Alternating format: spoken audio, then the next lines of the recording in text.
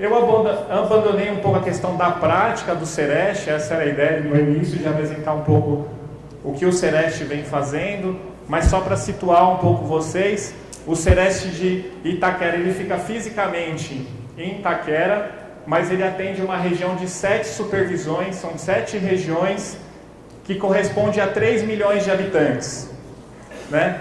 Então isso significa que o centro de referência sozinho não dá conta da questão da saúde do trabalhador, assim como os outros centros de referência também não conseguem dar conta. Seria necessário muito mais centros de referência implantados naquela região, assim como nas outras regiões de São Paulo, que são regiões países, né? Nós estamos falando de uma região enorme, de regiões enormes, e numa região que a gente tem pelo menos 260 unidades e serviços de saúde.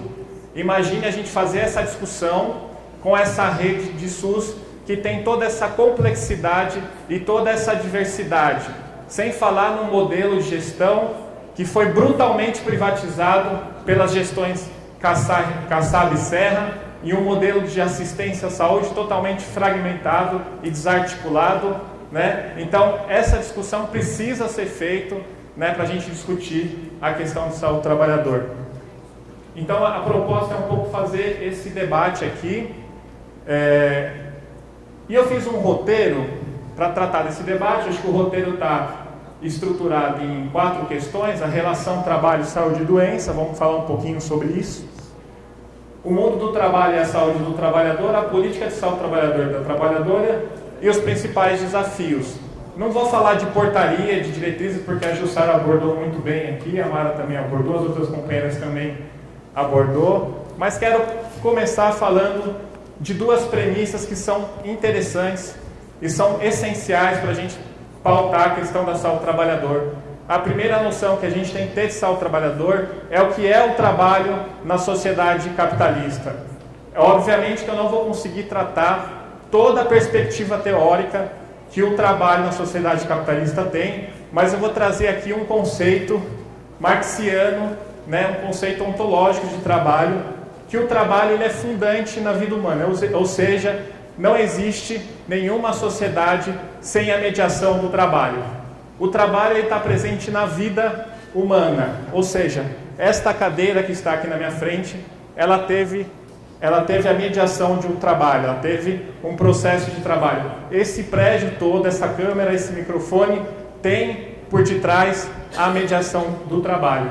Então o trabalho ele é o motor da sociedade, portanto, ele é essencial para o desenvolvimento da humanidade, tanto do ponto de vista positivo, né, no sentido de satisfazer as necessidades humanas, né, de trazer riquezas socialmente produzidas, avanços na indústria, na tecnologia, na medicina, mas ao mesmo tempo na sociedade do capitalismo, a riqueza produzida pelos trabalhadores é subsumida pelo capital, que é aquilo que o Marx vai chamar de subsunção real do trabalho ao capital, ou seja, o trabalho se torna um valor de troca numa intensa exploração para extração de mais-valia.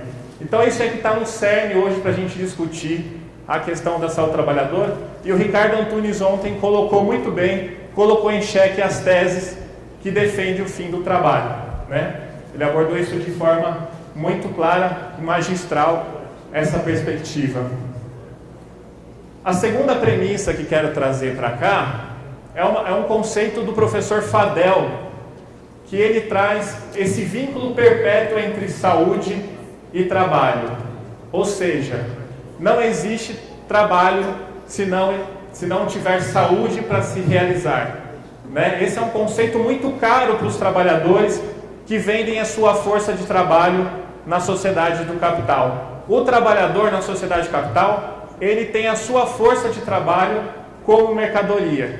E na medida que a sua força de trabalho e seu corpo produtivo é deteriorado nas relações capital-trabalho, ele perde isso que é tão importante, que é o sustentáculo da vida, porque ele é considerado uma mera mercadoria para o capital, ele é considerado, depois desse processo de adoecimento e de sofrimento no trabalho, ele é considerado uma mão de obra, uma força de trabalho sucateada e inútil para o capital. E esse conceito ele vai pegar diretamente no atendimento do serviço social.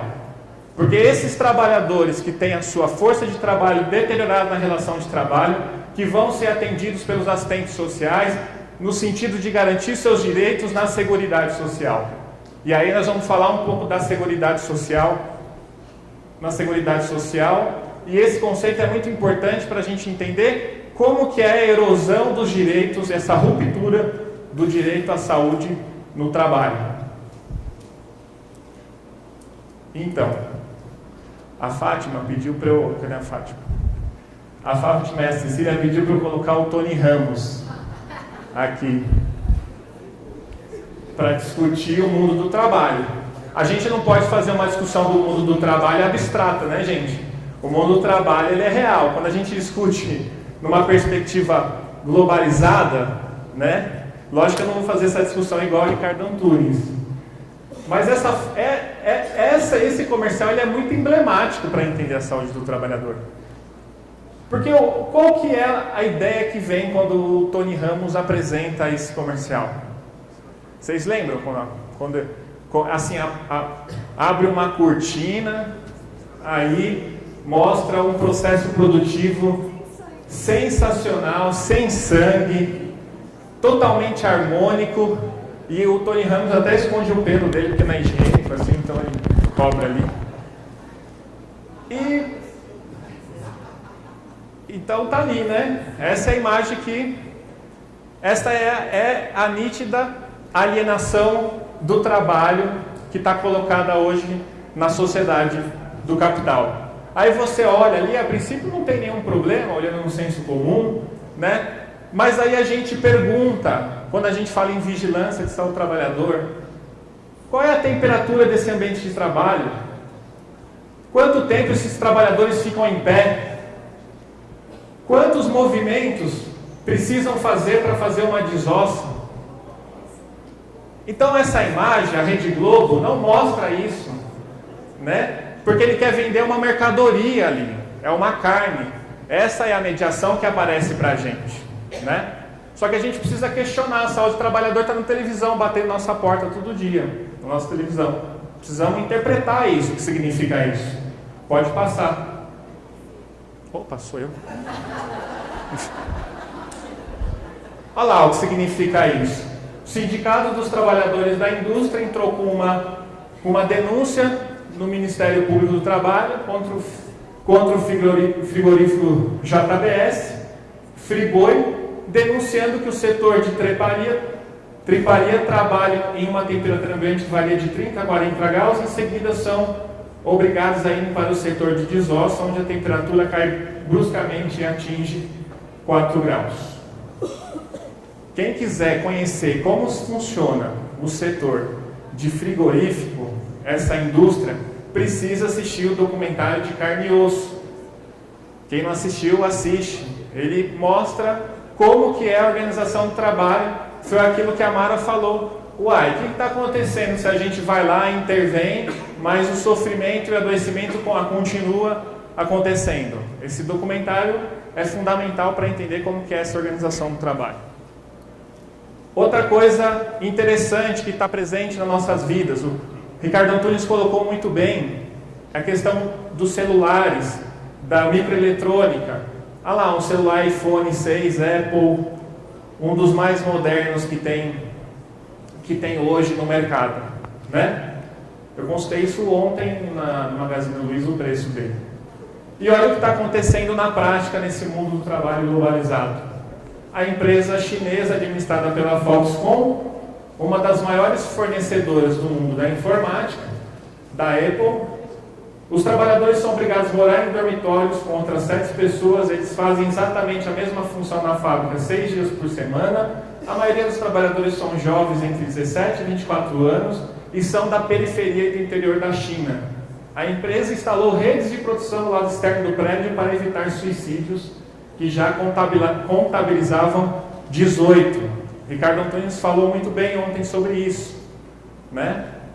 Sem falar no processo de fabricação desses celulares, os trabalhadores que são envenenados, né? Porque se usa muito chumbo, muito níquel para produzir essas parafernálias todas, né? E quando vocês entram naquele filme ali, ó, no YouTube, quem paga o preço, o custo humano dos eletrônicos, que também é um documentário que é importante assistir, a ironia do destino. Quando você abre o YouTube, aparece um comercial da Apple. É verdade, porque você não controla isso. Ontem eu fui abrir e apareceu um comercial da Apple, bem desse documentário. Outro fator que foi bastante falado aqui, que é o trabalho domiciliado. Então a gente não pode descolar o debate da política de Estado trabalhador com o que vem acontecendo no mundo do trabalho, né, globalizado.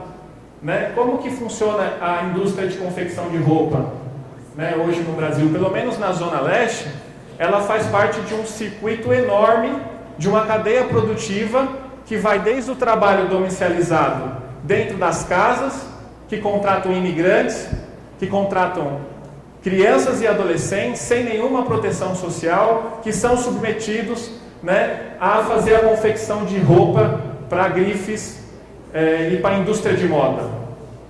Então esse é o trabalho hoje, as características essenciais do trabalho hoje espalhados na periferia de São Paulo, que envolve imigrantes e trabalho com adolescente.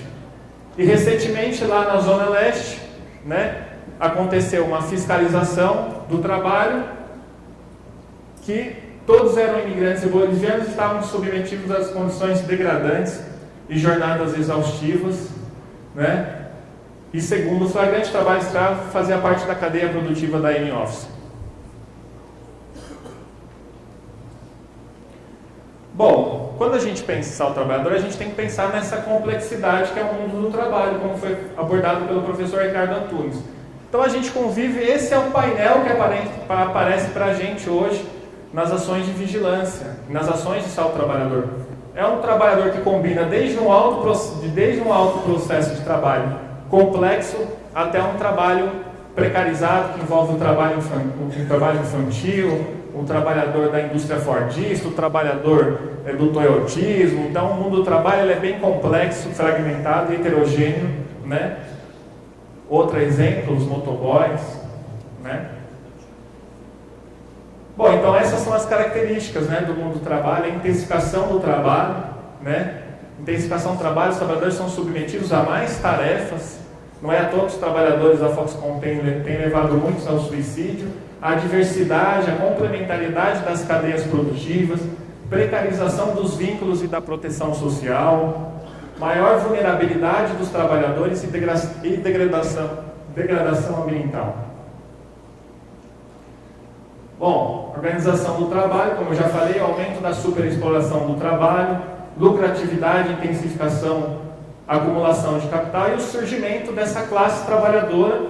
Pelo contrário, como o próprio Ricardo Antunes disse ontem, você tem aí uma classe trabalhadora cada vez mais heterogênea, fragmentada e complexa, né? Você tem de lado um trabalhador altamente qualificado, polivalente, e do outro lado flexibilizado, terceirizado, trabalho temporário e a informalização.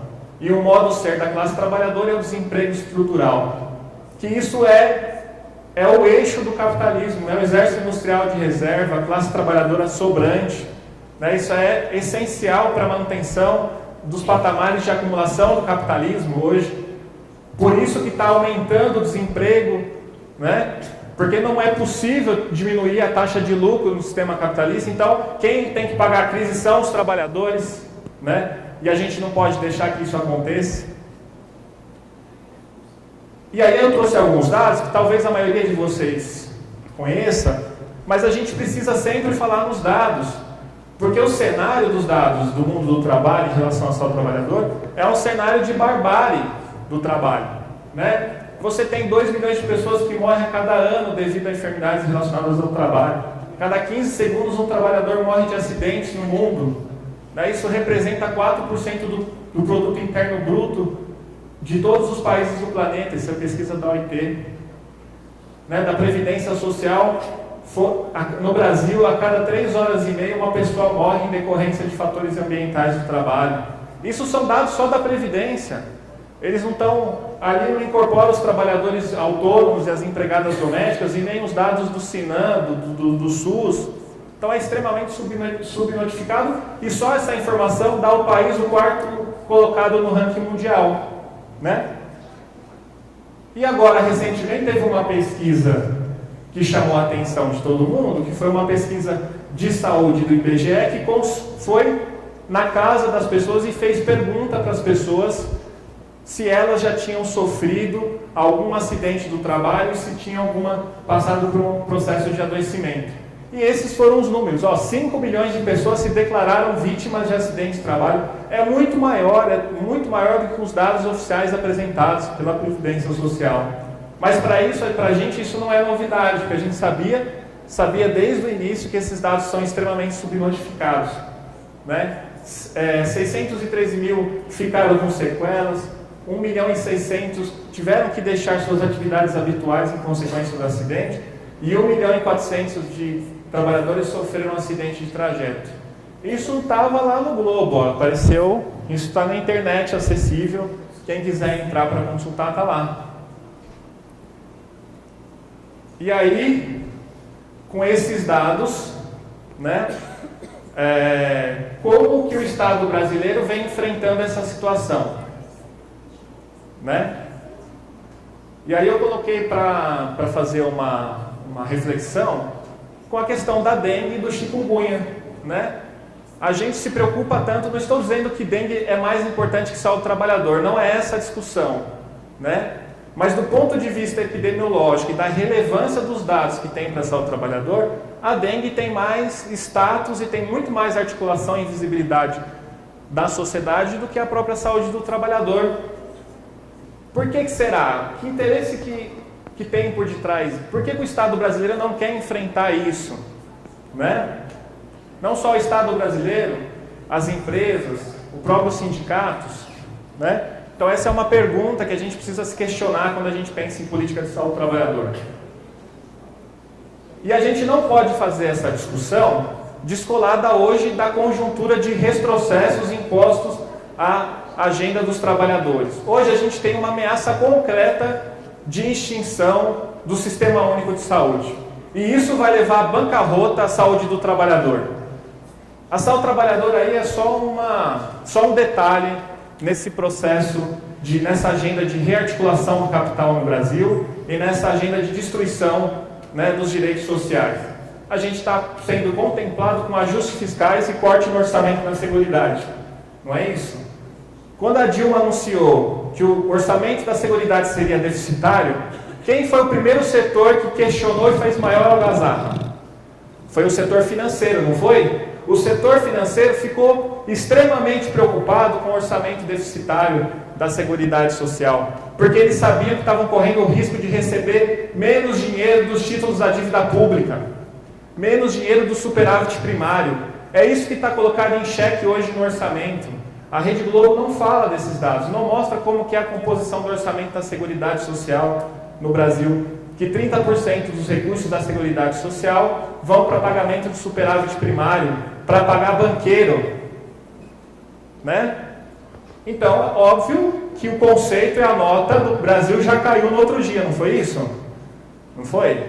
Apareceu lá que uma nota lá que eu não sei o nome, caiu, né? Porque não vão receber mais dinheiro, e seria revolucionário se a Dilma mantesse esse déficit do orçamento, mas não é essa a discussão que está sendo posta lá. Pelo contrário, estão colocando uma agenda, né, para reduzir direitos sociais e para onerar o trabalhador e não o grande capital, porque não querem fazer uma discussão séria,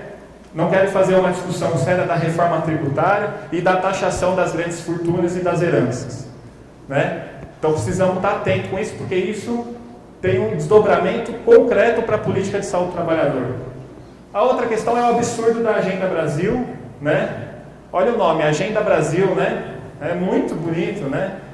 Só que precisa ler o que está lá nessa Agenda Brasil. Mudança da Previdência Social, da aposentadoria, o SUS, cobrança de procedimentos, aprovação do projeto de terceirização, né? É isso que está no cerne hoje da Agenda Brasil, né? A Lei 13.097, que abre o mercado de saúde no Brasil ao capital estrangeiro, ampliando a concorrência privada, né? A proposta violenta, que é a PEC 43.1 que tramita no Congresso Nacional, né, estipula a obrigatoriedade de todas as empresas contratarem planos de saúde privado para os empregados. E duas situações hoje que são afetas diretamente a saúde do trabalhador, que está sendo discutida, que é um projeto de decreto legislativo que propõe suspender a NR12. Né? Existe, então, toda uma articulação do setor patronal brasileiro, junto com o legislativo, para acabar com a NR12, porque consideram a NR12 muito complicada, muito difícil de ser implantada. Gente, a NR12 é uma das normas regulamentadoras mais avançadas que a gente tem, com toda a crítica que a gente tem às NRs, né? Uma discussão histórica, mas a NR12 é uma NR de proteção de máquinas, e no Brasil a maior parte dos acidentes com membros superiores são com máquinas, né? Mas estão tentando derrubar, né? A Confederação Nacional da Indústria é a principal interessada nesse projeto. E a outra coisa, alguns auditores fiscais do Ministério do Trabalho e Emprego vêm tentando impedir que o SUS exerça sua missão constitucional, né? Questionando a competência de executar as ações de vigilância ao trabalhador. Então, o Ministério do Trabalho, que deveria trabalhar em parceria, algumas pessoas estão questionando a competência que é um direito conquistado pelos trabalhadores. Isso não foi invenção de nenhum burocrata. Isso foi um direito conquistado pelos trabalhadores, muito bem abordado pela Jussara, que vem de um movimento histórico, desde o movimento operário italiano, que influenciou definitivamente a formulação das políticas de saúde do trabalhador no Brasil, junto com o movimento da reforma sanitária, que incorporou a necessidade dos trabalhadores participarem dos processos de vigilância em saúde. Então a gente não pode perder isso. Isso é caríssimo para os trabalhadores. Bom, aí tem uma premissa da Elizabeth Dias, né? Os trabalhadores vivem, adoecem e morrem de modo compartilhado em conjunto com a população, mas tem um diferencial, né? Dependendo da forma que esse trabalho que o fazem, de sua inserção nos processos produtivos, determina como que vai ser esse adoecimento. E esse conceito, essa premissa é base para entender essa morfologia do trabalho e essas formas de adoecimento hoje. E o DNA da saúde do trabalhador, quando trago essa discussão, também o conceito da Dias, a gente não pode perder de horizonte isso, a determinante social do processo de saúde e doença.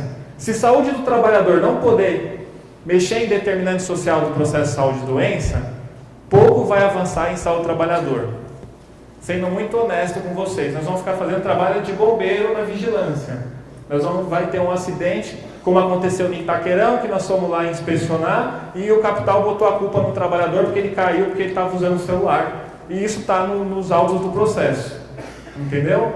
Então a gente tem que mexer em determinante, a gente tem que discutir como que é conduzida a política econômica no Brasil. Né? O Estado brasileiro precisa enfrentar, e a sociedade também, o trabalhador como sujeito à participação social, controle social, está no DNA da saúde do trabalhador, a indissociabilidade entre o preventivo e o curativo com primazia da prevenção, e o foco transversal das políticas e das práticas de saúde intra e intersetorial. E sempre o questionamento do modelo de desenvolvimento. Eu costumo dizer que a política de saúde do trabalhador, ela é anticapitalista, porque ela questiona o modelo de desenvolvimento econômico. Ela precisa pôr sim o bedelho de como que a gente quer que seja o modelo agrário nesse país. Não dá para aceitar, por exemplo, esse modelo que vem envenenando os trabalhadores, que vem destruindo o meio ambiente. Então isso é modelo, isso é determinante, né? Bom, conquistas da política de saúde do trabalhador. A saúde do trabalhador, ela tem como objetivo de desenvolver a atenção integral em saúde do trabalhador, com ênfase na vigilância, né, porque a vigilância ali é entendida como a possibilidade de intervir nos ambientes e processos de trabalho, a fim de reduzir a morbimortalidade decorrente dos modelos de desenvolvimento dos processos produtivos, né? Só que para isso a política não pode ser um conceito abstrato, ela não pode estar no papel, ela tem que dialogar com o mundo real, senão vai ficar um conceito, uma palavra ali congelada. Outra conquista da saúde do trabalhador: todos os trabalhadores, independente do vínculo empregatício, são sujeitos de intervenção e são sujeitos da Política Nacional de Saúde do Trabalhador. Isso aí é um grande avanço para nós, né? Entendendo aí o princípio da universalidade do SUS. Outra grande conquista da política nacional de saúde do trabalhador é a priorização de pessoas e grupos em situação de maior vulnerabilidade. Isso está lá, escrito na política. Então, o SUS precisa priorizar essas ações de grupos de maior vulnerabilidade. E isso é muito difícil fazer, né? Como eu falei do trabalho domiciliarizado. Como que a gente fica sabendo do trabalho domiciliarizado? Se a gente não tiver essa informação, quem que vai nos avisar? É o Ministério do Trabalho? Né? Não vai ser o Ministério do Trabalho. Quem tem uma inserção real e concreta dos territórios são os agentes comunitários de saúde, é o Programa Saúde da Família, é a Unidade Básica de Saúde, né? É o assistente social que atende esse trabalhador, é o médico da família, né, que está naquele território e tem que olhar para aquela casa e ver que ali pode ter sim um processo produtivo, né, e pode ter outras situações de trabalho precário. Então precisa articular, isso é um grande desafio para a gente. Outra coisa é a incorporação de trabalhadores em todas as etapas de vigilância em saúde do trabalhador. Eu acho que o grande desafio, Mara, para a gente hoje é como que a gente incorpora o saber dos trabalhadores nos processos de vigilância hoje, com esse mundo do trabalho totalmente complexo. Como que a gente incorpora? Qual é o método melhor para fazer isso? Nós precisamos aprimorar, nós precisamos construir isso com o movimento sindical. Na minha opinião, pode ser que eu esteja falando bobagem. Ele reitera o papel da RENASH no contexto da rede de atenção à saúde, né? Define o papel dos centros de referência como polo irradiador das ações de saúde do trabalhador, como suporte técnico de vigilância, assistência, educação permanente e apoio matricial. Está bem definido esse papel na política. Bom, aqui são alguns desafios que eu já coloquei, por exemplo, insuficiência da implantação da RENASH como proposta para garantir a integralidade na atenção à saúde do trabalhador em todas as instâncias e pontos de atenção da rede. Né? Saúde do trabalhador não é só centro de referência, saúde do trabalhador é SUS. Ela tem que ser articulada em todos os níveis de atenção e a gente está tendo, as pesquisas vêm mostrado a insuficiência em implantação da RENASH a nível nacional. Né? Isso tem sido um debate constante que a gente tem feito nas nossas conferências, né, nos nossos fóruns. A necessária articulação intersetorial da política nacional que fica na prática desvinculada da Seguridade Social. Né? Hoje a companheira médica perita falou, uma das coisas nós não temos nenhuma ou muito pouco relação, né, com a previdência social. E não adianta só a minha boa vontade lá no território de conversar com a agência, que isso a gente faz trabalho de rede, né? Conversa com os assistentes sociais, apresenta o serviço para a perícia médica, se não mudar a concepção da perícia médica do INSS, se não mudar a essa instituição, né? Então precisamos avançar. Eu nem vou falar do INSS porque não é o foco aqui. A precarização dos profissionais do SUS, os trabalhadores do SUS estão ficando adoecidos, estão ficando doentes, precarização do vínculo, privatização virou uma moda, generalizou, né? Sucateamento do serviço, gerando desmotivação e adoecimento, fragmentação e sobreposições das ações de vigilância e assistência. Outra coisa importante que eu falei é a questão da informação, necessária integração dos sistemas de informação. Hoje os bancos de dados de informação, que têm informações pertinentes à saúde do trabalhador, não são integrados. Então o Banco da Previdência não conversa com o Sinan não conversa com a Previdência, o Ministério do Trabalho não conversa. Então aí vai, e assim o Estado brasileiro conduz a política de saúde do trabalhador. O outro conceito é o não reconhecimento da categoria de trabalho como uma das determinantes do processo de saúde e doença. Então nós precisamos inserir, uma das coisas muito difíceis é inserir na nossa prática de saúde, lá no dia a dia do profissional, da UBS, da urgência e da emergência, da atenção primária, o reconhecimento que o trabalho, sim, ele é um potencial adoecedor, ele é uma determinante do processo de saúde e doença. Tem uma baixa inserção das ações de saúde do trabalhador nos níveis da rede de atenção, precisamos enfrentar isso, e o revigoramento das práticas da saúde ocupacional em detrimento da saúde do trabalhador. Mas você tem hoje, mesmo dentro da política de saúde do trabalhador, esses paradigmas, né, que para a gente, do ponto de vista histórico e político e técnico, já foram vencidos, né? Principalmente a gente costuma dizer que a saúde ocupacional entra no centro de referência e a saúde do trabalhador sai pela outra porta, né? Que aí o médico que atende ou o profissional que tem essa visão da saúde ocupacional, né? Sempre questiona o nexo, sempre acha que o trabalhador está enrolando, ou cria o trabalhador que está simulando. Então isso tem, infelizmente, essa visão ainda existe na política de saúde do trabalhador. Então precisamos combater esse viés ideológico, muitas vezes patronal, que não atende os interesses dos trabalhadores. Bom, e por fim, deixo uma frase do Marx: o capital não tem a menor consideração pela saúde ou duração de vida do trabalhador, a não ser quando a sociedade o força a respeitá-lo. Obrigado.